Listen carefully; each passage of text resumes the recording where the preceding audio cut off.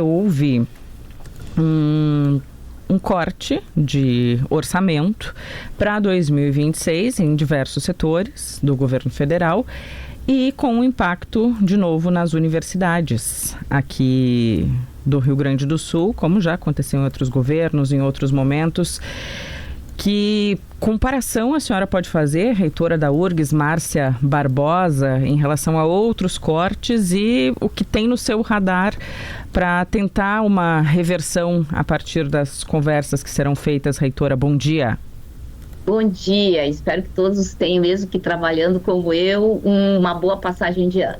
A gente foi presenteado agora no Natal com esse corte feito pelo Congresso Nacional, que em termos dos orçamentos das universidades foi em torno de 7%. Aí você vê 7%, será que não dá para absorver? O problema é que nós já estávamos no limite. Esse não é o orçamento que paga os nossos salários, esse não é o orçamento que paga os equipamentos que a gente usa para pesquisa, esse orçamento que paga basicamente terceirizados, 1.300 famílias que produzem a limpeza, a segurança, as portarias da Universidade Federal do Rio Grande do Sul, que paga luz, água, telefone, que mantém bolsas de assistência estudantil, lembrando que as universidades federais elas têm 50% de cotas sociais, o que significa que entram estudantes que precisam dessa assistência estudantil, que precisam de um restaurante universitário funcionando a um preço mais barato, né? Então, assim, que mantém o básico. Aí, tu imagina agora, se eu tiver que cortar 7% disso, eu vou ter que fazer escolhas entre alimentar os estudantes e alimentar os animais da estação agronômica. Tá? Ou, quem sabe, cortar a energia elétrica de equipamentos que estão fazendo pesquisa de ponta. Só para dar um exemplo, a gente tem um NB3, que é um equipamento de segurança máxima para estudos biológicos, que serve para estudar micro-organismos, desenvolver vacinas, e que não pode ficar nem sem ar-condicionado e nem sem energia elétrica. Ou outro equipamento que com uma gotinha de sangue consegue identificar se a pessoa vai ter no futuro Alzheimer. A gente vai ter o dinheiro para os equipamentos, a gente vai ter dinheiro para ampliar o nosso parque de pesquisa, mas nós não vamos ter dinheiro para os bolsistas. E é mais grave do que o corte das universidades, porque o CNPq e a CAPES, que dão as bolsas para os mestrados, doutorados, pós-doc, pesquisadores, também tiveram cortes. Então a gente vai ter que ter equipamentos, mas não vai ter a mão de obra. Então o que a gente tem feito? Eu estou sendo muito contundente para identificar, sou cientista, sou uma física. E na física a gente olha quem é que gerou o problema. E o problema foi gerado no Congresso. E por que ele foi gerado? Não é porque tinha menos dinheiro. Ele foi gerado porque foi um orçamento para as universidades federais que recompunha a inflação, mas o Congresso foi lá e tirou dinheiro das universidades para colocar em emendas parlamentares que passaram de 50 bilhões para 60 bilhões. Então, a origem dos cortes é muito clara, que o Congresso quer mais emendas parlamentares no ano eleitoral. E é bigem. Vocês já imaginaram, assim, o nosso orçamento é de 200 milhões e passou para 186 milhões. O orçamento das emendas é em 60 bilhões e passou de 50 para 60. Um crescimento muito grande. Mas o que pode ser feito? O que a gente está com esperança é que o Ministério da Educação consiga realocar recursos de algum outro setor para as universidades, para elas conseguirem sobreviver. A gente tem esperança que isso vai acontecer e o ministro tem assinalado que vai fazer isso, mas, gente, é muito injusto, porque ele vai ter que tirar dinheiro de alguma política pública para colocar nas universidades, que também são uma política pública, e o orçamento lá das emendas parlamentares, que passou de 50 bi para 60 bi, não vai ser tocado. Não há como a gente, nesse momento, reverter isso. Mas, reitora, eu queria entender, assim, a senhora disse que o ministro está disposto a realocar de outras políticas públicas. É o que a gente chama no popular, de vestir um santo e deixar o outro pelado. No caso das políticas públicas, pode envolver, inclusive, a educação básica, que é tão necessária e tão carente no Brasil. não é mais justo, nesse caso, dentro das próprias universidades, se tentar fazer uma realocação de recursos, já que não tem como tirar das emendas, pegar de volta das emendas, em vez de sacrificar políticas públicas que podem atingir áreas ainda mais fragilizadas? Eu tenho a impressão que o MEC não diz de onde vai tirar os recursos, tá? Ele vai tirar de algum lugar, mas nós estamos no limite, tá? E nós executamos política pública. Eu acho que as pessoas não têm essa visão de que a universidade, ela faz ensino, pesquisa e extensão, mas ela faz a implementação de políticas públicas. Deixa eu dar um exemplo para vocês. A gente, com um apoio do Ministério da Saúde, a gente está dando formação para 400 mil, gente, agentes de saúde em todo o país. Tá? O recurso para fazer a formação, dar bolsas para essas pessoas, ele vem de outra fonte, ele existe. Mas o recurso para manter esse sistema, com energia elétrica, com os computadores funcionando, com os técnicos funcionando, vem deste orçamento. Tá? Eu não posso cortar esse projeto. Tá? Então, assim, eu olho o sistema e não tenho onde cortar mais. A gente já enxugou o que tinha para enxugar. A gente precisa que esse orçamento retorne. Mas o que mais me deixa indignada é que no ano passado nós assistimos o mesmo filme. No ano passado, houve um corte no orçamento, no caso da URGS era de 8,5 milhões, aí o MEC conseguiu reverter, mas, de novo, o Congresso continuou ampliando as emendas parlamentares. Ou seja, a gente vai todo ano assistir isso se o Congresso não decidir. Gente, emenda não é política pública. Para que serve emenda? Um volume razoável. E assim, até 10 anos atrás, era 1 bi. Tá?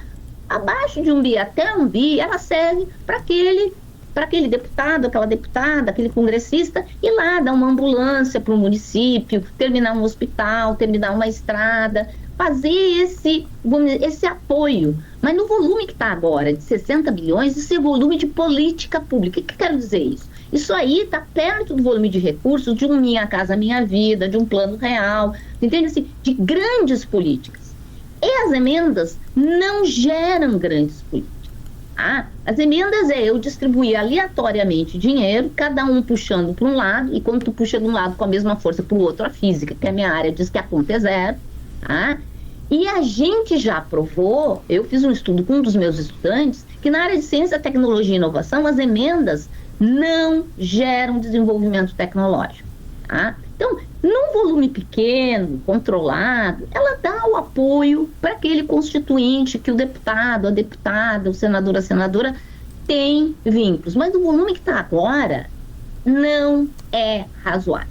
E a minha briga é mais do que a briga de resolver o problema de 2026. Tá? Eu não quero, em dezembro de 2026, voltar a estar discutindo que nós tivemos um corte de orçamento, que é um corte de orçamento devido a, novamente, deputados, senadores e senadoras quererem ampliar o volume de recursos para emenda parlamentar. Emenda parlamentar não é política pública, não gera desenvolvimento. Bom, isso está ficando bem claro na sua fala, né, reitora? E além da senhora, tem outros reitores de outras universidades que vão encampar isso aí ao longo de 2026, exatamente porque a senhora disse de não ver o mesmo filme no final do ano? Os reitores, claro que eu tenho a minha característica particular de ser uma pessoa bastante contundente, eles reconhecem isso, eles sabem a origem desses cortes, estão preocupados. Tá? E eu gostaria de deixar claro, isso não é uma briga contra deputado e deputada, não é uma briga contra... é trazer o que a ciência diz. E a ciência diz que emenda parlamentar não é política pública. Deixa eu dar um exemplo para você. Nós mesmos recebemos algumas emendas parlamentares, mas elas são para coisas que elas não pagam a luz e a água, gente. Elas não pagam terceirizados. Tá? Elas são para coisas de capital. É um ônibus aqui. Então, assim, elas... Vamos supor, elas fazem uma pequena reforma numa sala. Este é o papel delas. Elas foram para um valor e é exorbitante. E é esse o problema. A gente precisa frear esse valor. Se vocês verem, vamos dizer assim, a evolução desse valor, ela é uma evolução que nos últimos anos está sendo exponencial. Ou seja, ela vinha crescendo e teve um crescimento. Por quê? Porque as pessoas reconheceram que quando tu tem o dinheiro na mão, tu ganha um certo poder. Mas é um poder que não resulta em desenvolvimento do país. Então vamos voltar àquele valor que tínhamos há 10, 15 anos atrás, que é até 1 bilhãozinho, até uma mega sena, como eu digo, até uma mega sena é razoável, mas 60 mega senas não dá. Bom, reitora, com essa crise, como é que fica? Eu tenho lido que a senhora disse que não afeta a instalação do campus de Caxias. Seria o caso de manter o campus de Caxias ou criar mais uma despesa agora, nesse momento, com esta crise, acaba deixando, enfim, problemas tanto no novo quanto no campus atuais, nos campi atuais da URGS? Sim. O incrível é que as pessoas não entendem que os dinheiros são como se fossem vasos separados de planta. Tá? Uma planta não está bem, não quer dizer que afete as outras plantas. O recurso para o campus de Caxias é separado. Tá? Ele é um outro recurso que vem de uma outra lei. Portanto, ele está garantido. Tá? Então, parece não ser lógico que a gente pensa no governo como sempre o mesmo conteúdo de dinheiro, mas isso não é verdade. Da mesma forma que dinheiro para pesquisa avançada, ele vem de um fundo chamado FNDCT. Esse fundo não foi afetado porque a lei protege esse fundo. Então, assim, eu vou continuar pedindo dinheiro para equipamento, vou continuar pedindo dinheiro para construir prédio, para ter pesquisa. Tá? Por quê? Porque a gente precisa fazer essa pesquisa de ponto, né? E esse dinheiro está garantido. Eu só não posso usar, por exemplo, o dinheiro que vai para a compra do prédio em Caxias, para manutenção do campus, eu não vou poder usar o nosso campus aqui. Então, eu tenho que continuar brigando pelo orçamento do nosso campus aqui para fazer essa manutenção. Tá? Parece uma coisa não muito lógica, mas cada rubrica é muito específica do financiamento. A rubrica que a gente está sendo afetada nesse momento é a que mantém água, luz, telefone, terceirizados, que mantém as bolsas dos estudantes em Porto Alegre, que mantém a infraestrutura do restaurante universitário. Sim, e a senhora... Agora, e eu preciso do retorno desse recurso. O campus de Caxias não será afetado e ele vai trazer um potencial de recursos próprios, que a gente chama de captação, com projetos na comunidade, que vão, na verdade, nos ajudar para o futuro e para algumas coisas que nós pretendemos fazer aqui no futuro da universidade. A senhora disse que ainda aguarda que o Ministério da Educação consiga, né, algum valor para compensar, mas a senhora já fez as escolhas no caso de este valor não vir? O que vai cortar, o que vai reduzir? Eu me recuso a fazer isso enquanto eu estou guardando as minhas energias para essa briga. E assim, eu vou avisar, essa briga não para quando esse recurso retornar. Eu estou comprando uma briga, sim, para a redução dos recursos das emendas parlamentares, porque senão nós vamos estar em dezembro de 2026 tendo esta mesma conversa e eu não tenho intenção nenhuma de ter essa conversa com vocês. Eu sou uma pessoa que tenta lutar pelas coisas. Eu brinco, luto para mim é verbo. Então eu não vou ficar aqui chorando porque cortaram e me conformando. Eu vou brigar para ter o retorno do recurso e eu vou brigar sim para no ano que vem a gente não estar novamente sendo cortado para aumentar recurso de emenda parlamentar. Reitora da URGS, Márcia Barbosa, lhe agradecemos. Bom fim de ano, ótimo 2026 para a senhora. Bom fim de ano para vocês e esperemos ter melhores notícias em janeiro de 2026.